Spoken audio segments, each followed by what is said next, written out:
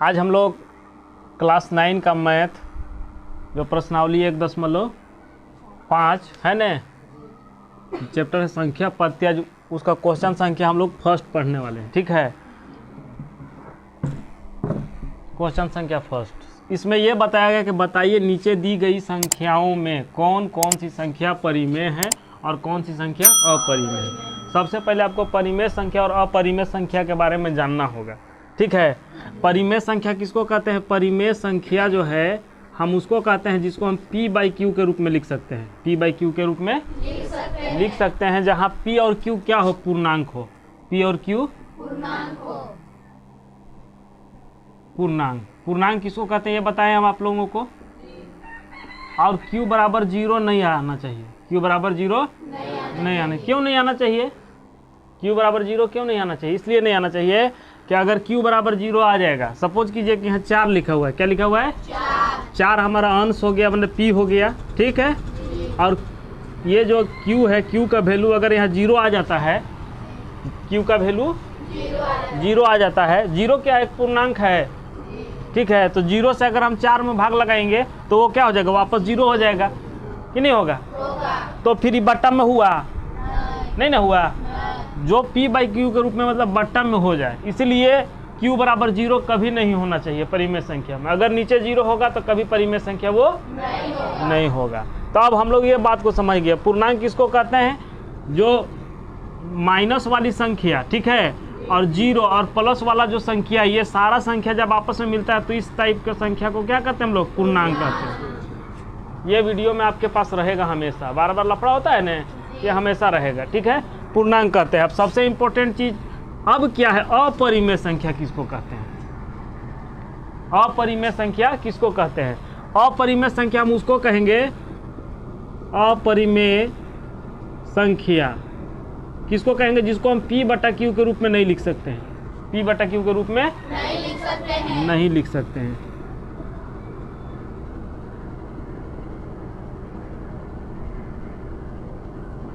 किसको नहीं लिख सकते हैं? जो पूर्णांक है उसको, तो p/q के रूप में लिख सकते हैं। लेकिन कुछ संख्या ऐसी है जो पूर्णांक नहीं है, वैसी संख्या को हम लोग p/q के रूप में नहीं लिख सकते हैं। अब हमारा सबसे इम्पोर्टेंट बात यह है कि अपरिमेय संख्या किसको कहते हैं। सबसे पहले बात को समझना होगा कि अपरिमेय संख्या हम किसको कहेंगे। ठीक है, अपरिमेय संख्या जिसको p/q के रूप में तो नहीं लिख सकते हैं, जो पूर्णांक हो नहीं हो, है ना। उसके अलावे वैसी संख्याएं जिनका हल संभव नहीं है, ठीक है, पूरी तरह से नहीं कटता हो, संभव नहीं हो, वैसी संख्याओं को हम लोग अपरिमेय संख्या का परिभाषा देते हैं। अब यहाँ पे एक बात आपको जानना होगा कि अपरिमेय संख्या क्या है? वो पूर्णांक नहीं होता है। वो पूर्णांक आपका 1 क्या है? पूर्णांक है। 2 क्या है? पूर्णांक है। 3 क्या है? पूर्णांक है। ये सब सारे संख्याएं क्या है? पूर्णांक है। लेकिन √2 ये पूर्णांक नहीं है। ठीक है, √3 पूर्णांक नहीं है। ठीक है, क्यों? क्योंकि इसका हल नहीं है। इसका हल नहीं है। तो अब इसी तरह से √4 है। √4 पूर्णांक है क्योंकि इसका हल है। इसका हल है क्योंकि इसका वर्गमूल जब हम निकालेंगे √4 को, तो 2 × 2 में जब इसको लिखेंगे तो 2 हो जाता है। ठीक है, तो इसका हल है, लेकिन √3 का हल नहीं है। अब हमको समझना होगा कि इस तरह की संख्याएं जितनी भी है सब अपरिमेय संख्या है। सारे संख्या अपरिमेय संख्या है। तो हम कैसे जानेंगे कि कौन सा संख्या जो है जिसका हल हो सकता है? कोई भी हल है ना। ऐसे रूट दिया है तो वर्गमूल हल होगा, कौन संख्या का हल नहीं होगा। आपको बता दे रहे कि अभाज्य संख्या पर अगर रूट रहता है तो उसका हल नहीं होगा। 2 क्या है? एक अभाज्य संख्या है। 3 क्या है? एक अभाज्य संख्या है। 5 क्या है? एक अभाज्य संख्या है। ठीक है, और इसी तरह से 7 भी क्या है? एक अभाज्य संख्या है। अभाज्य संख्या पर अगर रूट रहता है, ठीक है, तो ऑलरेडी वो क्या होगा? अपरिमेय संख्या होगा। जैसे इसके बाद 7 के बाद 8, 7 के बाद 8 भी अभाज्य संख्या। ऐसा तो भाज्य है कि नहीं है? तो 8 का वर्गमूल नहीं निकलेगा। ठीक है, लेकिन 9 क्या है? 9 का डायरेक्ट 3 3 9 निकल जाएगा। ठीक है, 11 कौन अभाज्य संख्या है? आपको 11 हो गया, 13 हो गया, 17 हो गया, 19 हो गया, जो किसी संख्या से कटता नहीं है। और क्या 15 कटता है ना, 3 और 5 दोनों से 15 कटता है, ठीक है। और 15 से भी 15 कटता है, 1 से भी 15 कटता है, मतलब गोली जैसा छेद हो जाएगा वो, ठीक है। हाँ 23 सही बात है, 24 भी कटता है, 25, 27 भी कटता है, 29 फिर है, ये सब ट्रबल वाला संख्या है। 29, 23, ठीक है, 31 किसी से कटने वाला संख्या नहीं है। अब 39 कहिएगा, 39 तो कटता है 13 से, लेकिन 41 किसी से नहीं कटेगा, ठीक है। चाहे वो उसके लिए कितना ही बड़ा आप आर ही क्यों नहीं लाइए, नहीं कटेगा वो, ठीक है। बहुत डेंजर संख्या है वो सब। तो इस तरह से हम लोग जान गए कि अपरिमेय संख्या अब किसको कहेंगे, जो संख्या पे रूट रहे। कौन से संख्या पे, जो अभाज्य संख्या है। अभाज्य संख्या पर अगर रूट रहता है, इस तरह से रूट रहता है कोई भी अभाज्य संख्या पे, तो वो सब संख्याओं को हम लोग क्या कहेंगे, अपरिमेय संख्या कहते हैं। अब आपको एक बात, ये जो नोट करने वाली बात है उसको आपको समझना होगा, ठीक है। आप नोट में समझिए सबसे पहला चीज़, ठीक है। नोट में कुछ बात, ठीक है। अगर परिमेय संख्या को क्या करेंगे, परिमेय संख्या को, ठीक है, अपरिमेय संख्या से, अपरिमेय संख्या से है ना, जोड़ेंगे या घटाएंगे, गुना करेंगे या भाग करेंगे, ठीक है। बात को समझिएगा। परिमेय संख्या को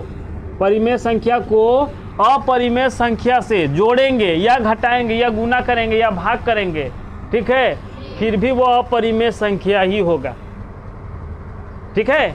यानी अपरिमेय संख्या, हम परिमेय संख्या को कुछ भी कर दें हम, या जोड़े या घटाए या गुना करे या भाग, फिर भी वो कुछ हो नहीं सकता है। अब यहाँ जो हमारा पहला क्वेश्चन है, यहाँ पे है आपका 2 क्या है, एक परिमेय संख्या है। 2 क्या है, परिमेय संख्या है। 2 क्यों परिमेय संख्या, क्योंकि इसको हम P/Q के रूप में लिख सकते हैं, क्योंकि 2 हमारा यहाँ पे क्या है, पूर्णांक है। पूर्णांक को हम लोग 2 P/Q के रूप में लिख सकते हैं। अब यहाँ पे देखिए 5 क्या होता है, पहले 5 को समझिए।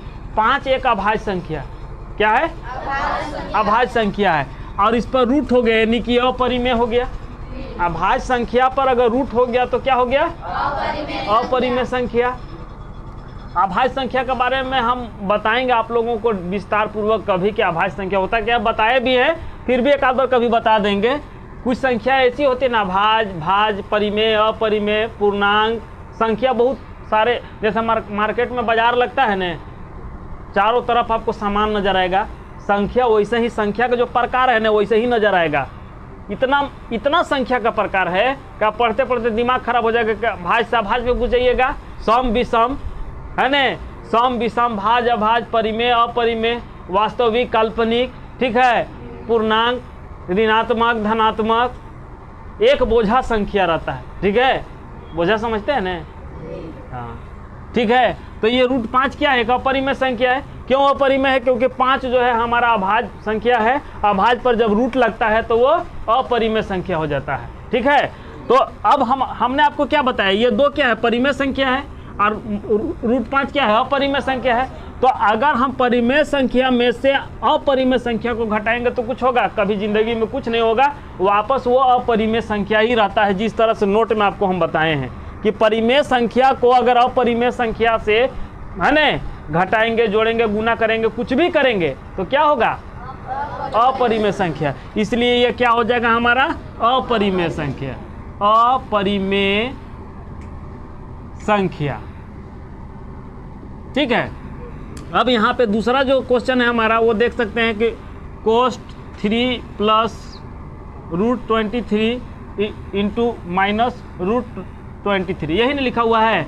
आप ध्यान से देख सकते हैं, 3 हमारा क्या है, परिमेय संख्या है, लेकिन 23 क्या है, 23 अभाज्य संख्या है। सबसे पहले समझिए कि 23 अभाज्य संख्या है, और 23 के ऊपर रूट है। 23 के ऊपर जो है ये क्या है, रूट है। जब अभाज्य संख्या पर रूट रहता है तो क्या हो जाता है, अपरिमेय संख्या। आसानी से समझ गए जी।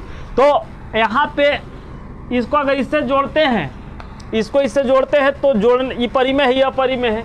अगर जोड़ते या घटाते हैं, ठीक है, तो क्या हो जाएगा, ये अपरिमेय ही होगा। लेकिन यहाँ पे एक बाहर हमारा कोई संख्या ऑलरेडी एक और संख्या दे दिया, तो इसको जब हम सॉल्व करेंगे तब हमको हल करके जो आएगा तब हम अंतिम प्रक्रिया में देखेंगे कि ये कौन सा संख्या है, परिमेय है या अपरिमेय। तो इसको हल करते हैं हम लोग। तो हल करेंगे तो आप ध्यान से देख सकते हैं कि 3 + √23 को तोड़ दिए माइनस √23 तो √23 आपस में क्या हो गया, कट गया।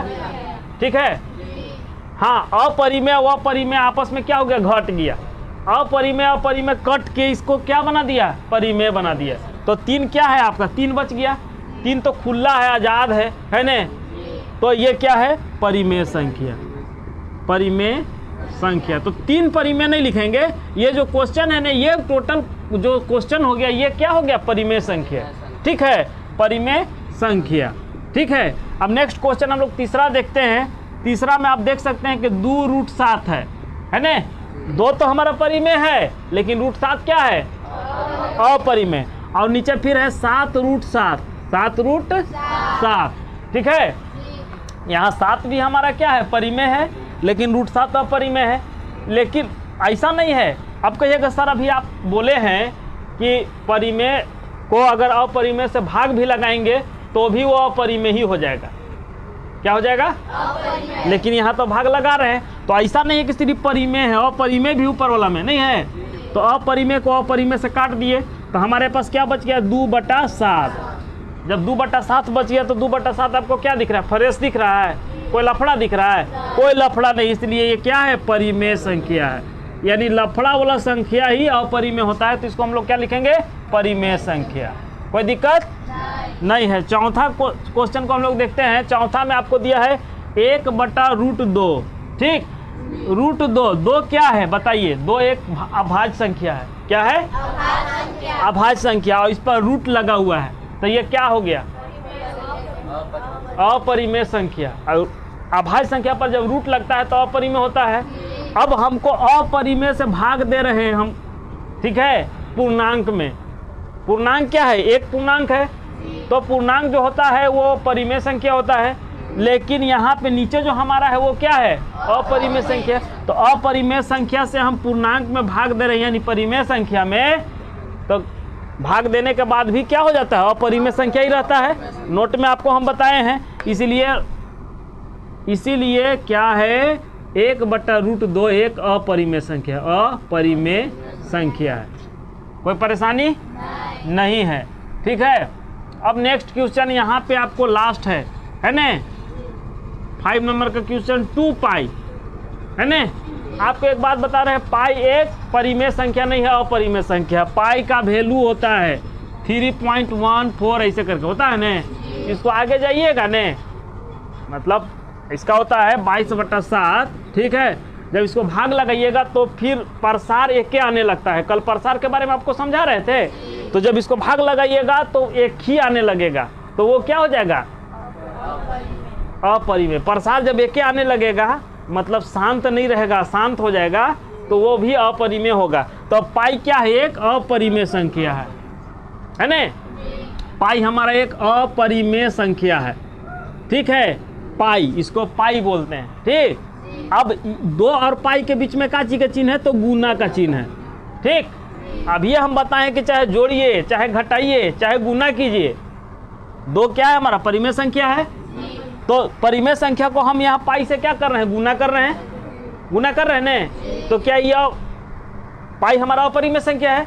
तो अपरिमेय संख्या को परिमेय संख्या से गुना करते हैं, फिर भी क्या हो जाता है, वो अपरिमेय संख्या ही रहता है। चाहे गुना कीजिए, चाहे भाग कीजिए, चाहे जोड़ कीजिए, चाहे घटाव कीजिए, है ना। तो 2π हमारा क्या हो जाएगा, अपरिमेय संख्या, अपरिमेय संख्या। ठीक है, देखिए आप लोगों को भी बोल दे रहे हैं, जो हमारे दर्शक लोग हैं, अगर आप लोगों को ये चीज़ समझ में आ रहा होगा तो थोड़ा सा चैनल को थोड़ा सब्सक्राइब कर दीजिए, लाइक कर दीजिए। ठीक है,